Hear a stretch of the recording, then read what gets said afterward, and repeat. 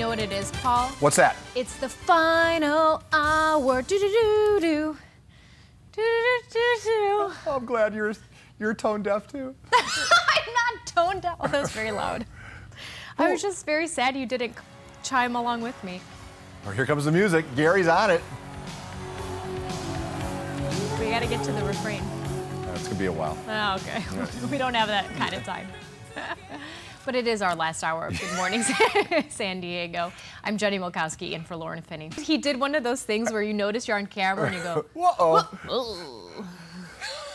That happens to me a lot here where I'm, adjusting the shine on my face and I get caught on camera in awkward moments. So. Oh, well. It is almost 6 o'clock. Ooh, I know. We're a couple seconds. Should we wait until it hits 6 o'clock? Oh, there you go. Bingo. Thank you. Perfect waste of time. Listen, there's more trouble a-brewing for Republic Trash Services as angry customers plan to file a class action lawsuit. My goodness, a month-long sanitation workers strike left neighborhoods with trash piled high. Now people want their money back. They didn't get the service, right? So in the suit, Republic Services is accused of charging customers at the full rate despite not doing the job. There was a strike. The attorneys involved are looking to represent other county residents who were charged while their trash was not picked up. Republic Services so far has not commented on this lawsuit. Got a live look at Washington, D.C. here. Why? Well, President Biden and Justice Stephen Breyer are expected to hold an event today to formally announce Breyer's plans to retire. Breyer has served on the High Court for 27 years. He plans to step down by the end of the current term. And on the lighter side of things, Bad Bunny, Paul's favorite artist, is coming to Petco Park. So we're going to get all the details on that. Yes, yep. That's, I think, his signature move, really. Okay, I can't wait. Okay. What do you got for us? I got a lot of stuff. Oh, good morning to you. Good morning. Listen, take what you can get this early in the morning and until 10 o'clock. Yeah, he's out Thursday, Friday. He didn't even tell us where he was going. Really? Where did he go? I have no idea. I didn't know he was leaving anywhere. Disappeared, frolicked away. I know, he's got some much needed time off. So it is Jenny's weather here. So this is what you get this morning. I feel like this is my home away from home. It's been a hot second since I've been inside of the green screen. High pressure. We've got Santa Ana winds. Right, Jen? Yes. You just did my weather forecast. It's going to be nice out. See you later. No, I'm kidding. We'll talk more weather. Take it away. Oh! Wait, I miss Mark Mathis so much that I thought I would, because he always has his little coffee with him and he stands like this. Oh, you're confused if you think that's coffee. Well, this is mine. This is my cup. You can tell it's got the lipstick all over it. I miss him. Don't you miss him? Oh, terribly. Are you I do miss him. No, I was just about to write him a letter.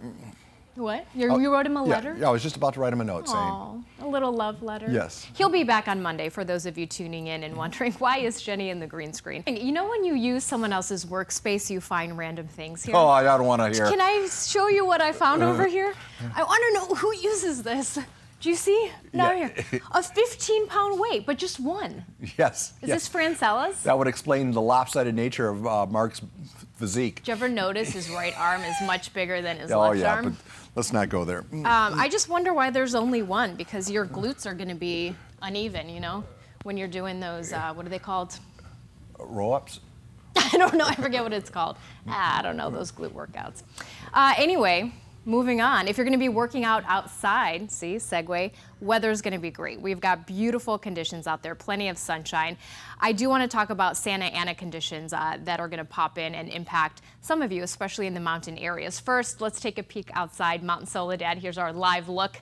Our camera off to the north. I'll move out so you can see it. It's so pretty out there, very calm. Current conditions right now, 45 degrees. This is downtown. We've got the satellite radar. What I do want to show you here is what we're dealing with the Santa Ana. So we've got two punches of Santa Anas. We had one that kicked off last night into this morning, and then we have another one Friday into Saturday. So what we have in San Diego is that high wind warning. So you see that like mustard color over here. That means we're in that warning, and you can see that expires Saturday morning at 4 a.m. So the further east you go, the higher these winds are going to be. So especially if you're going to be driving on the 8 east of Alpine, potentially these wind gusts can kick up to about 50 miles an hour. Farmers Insurance Open, if you're heading out, well, you are lucky. We've got really calm conditions, beautiful day, plenty of sunshine today, 66 for your high, those light winds, of course. Tomorrow, a little bit warmer, Friday, 68 degrees with light winds. And then Saturday, again, because of that low pressure system coming in, you'll notice just a little bit of a cool down if you're very sensitive to those temperatures, 64 degrees, and again, light winds. And that's a check of your forecast. Paul? Well done, you. Thank you. Jane, nobody likes to be disliked. Nobody likes negative comments. So YouTube got rid of their dislike button. What's the deal? They What's did. happening? So the YouTube CEO, she said that it had reduced bullying on the platform, getting rid of it. They said it was kind of ambiguous anyway. People dislike videos for various reasons, and so it didn't feel like it was a reflection of the quality of the video. But critics say they would use that sometimes to figure out if there were a ton of videos on one particular subject, they would use the dislike button to figure which one that they would actually watch. So Yeah, but for now, it's gone. It hits I know I noticed that on my YouTube videos. I'm like, oh, I'm getting more popular. Nobody doesn't like them. And then I found out they just can't press dislike. So. Yes. Boy, one of the choices. But it did give me a little ego boost. So I was like, Right. oh, nice. Well, Carlsbad teenager Tessa Maud is heading to the Winter Olympics in Beijing, and she's only 18. Oh my gosh, Tessa will be competing on the snowboard half-pipe run alongside fellow Olympic team members Shaun White, Chloe Kim. Tessa, by the way, started snowboarding, she says, when she was just 4 years old. She has won 2 back-to-back silver junior world medals in 2018, 2019.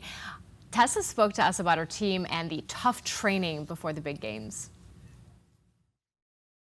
It's so special to me. I'm so excited to be going alongside some of my teammates and the people that I've grown up with in the snowboard community. So I'm really looking forward to it. And it's honestly just a dream come true. So we train a lot during the season and during the off season too. I'm in the gym 6 days a week in the summertime. And then we also chase the snow during the summer and the fall. So we're in Saas-Fee, Switzerland in October and Mount Hood, Oregon in July. She added that she listens to music to get into the zone before her runs. And to watch closely this year, she will be set to perform a trick only for the upper echelon of athletes. I spoke to her, and I am so impressed by her. Can you imagine? 18 years old, going to the Olympics. It's pretty awesome. Wow. Hey, listen, if you've ever smothered your pizza with hot sauce to give it a kick, you might want to head to Pizza Hut. Well, the company says they've added their Spicy Lovers pizza to the menu. Well, beautiful shot there, Atlantic Highlands. Flag is waving in the wind there. And speaking of flags, that's what we're talking about at 8:15. Allegiance Flag Supply, bringing the American flag back to its roots. That's what they say. Joining me now is the founder of the company, Katie Lyon, to explain. Hi, Katie. Hi. How are you, Jenny? I'm good. I see you've got the beautiful flag behind you there. What is Allegiance Flag Supply? Bring us to the basics here. Sure. So Allegiance Flag Supply was started a few years ago by my husband and a good friend of ours. We had just bought homes in Charleston, South Carolina, where we're based, and we kept finding that they were deteriorating and falling apart, and a lot of them, unfortunately, were made overseas. And we thought, this is not right. So we tried to look for more flags that would last a lot longer and that were hiring American workers and using American materials, and we couldn't find it. So we were like, we cannot be the only ones with this problem. And fortunately, we weren't. And then Allegiance Flag was born. So what is the percentage, do you know, of American flags not made here in the U.S.? I don't know the actual percentage, but I certainly know that even flags that are considered made in America, they necessarily might not be supplying made in America materials. So we are absolutely made in America from beginning to end. So every stitch, every nylon, everything comes from America. You know, I did, while you're talking, I did a little search here, and something came up, I think in 2007, the state of Minnesota enacted a law requiring all American flags sold in the state to be made in the United States. Are you familiar with this at all? I am. Okay. I think that's incredible. It's phenomenal. I mean, you would think so. It's the American flag should be made in America. Now, tell me, how do you guys make them differently? What did you do? You started this company, you said, hey, we have to make them here in the States, but how are you making them so that they're better, lasting longer, I guess? Sure. That it can almost be a loaded question, so I'll be brief. I'll give Sure. the high level. First, it starts with the materials. We use only the first run nylon, so and all of them, of course, come from America. So we are really using the highest quality nylon. It's what's called the elephant hide of nylon. So it's still light enough to catch a breeze, but strong enough to fight off the elements. We use a superior stitch strategy. That's on the fly end here. I'll kind of point up here. My demo. So we have our fly end here that we're using superior stitches. So if one string breaks, the rest of the flag is not coming apart. And this is the grommet over here, which is mold resistant. We like to say we keep our flags red, white, and blue, so there's no green on it. And there's many other things that go into it. And those are all parts of our flag that we're very proud of, but certainly the number one part that we're most proud of is supplying American jobs. Okay, on that note, where's your company located and how many people do you employ? Yeah, so we are based in Charleston, South Carolina. Max Berry, the other co-founder, we both grew up here. We actually knew each other in middle school. Oh. And I met my husband at the University of South Carolina and just talked him into coming to Charleston. So it's a great place to start a company with the naval base so close to here. We've got great veterans and a really good military community here. So we do our best to always supply jobs to veterans or military spouses. And we have we're coming up almost about supporting 50 American jobs. Oh, wow. Okay. And so how many flags do you make a day? I mean, can people buy them from you online? How does it work? Yes. So we are predominantly e-commerce, purchased online. We're in several stores around the country, but we sell probably 95% of our sales come from showallegiance.com is our website.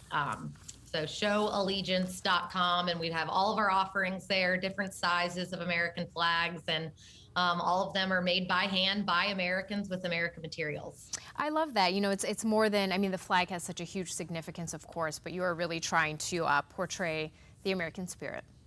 Absolutely. If you're proud enough to fly the symbol of America, why not have it be the best American flag you can fly, made by Americans? Katie, before I wrap up, anything else that you wanted to say while we still have you? I just thank you for having me. We're always proud to put out the best American flag we can, and we're always learning and making sure that we're doing that. But we can always put our head down at night and know that we're doing the best for America and for the symbol of freedom. Katie, thank you. Katie Lyon, one of the founders of Allegiance Flag Supply. Have a good day. Thank you so much. Thanks for having me.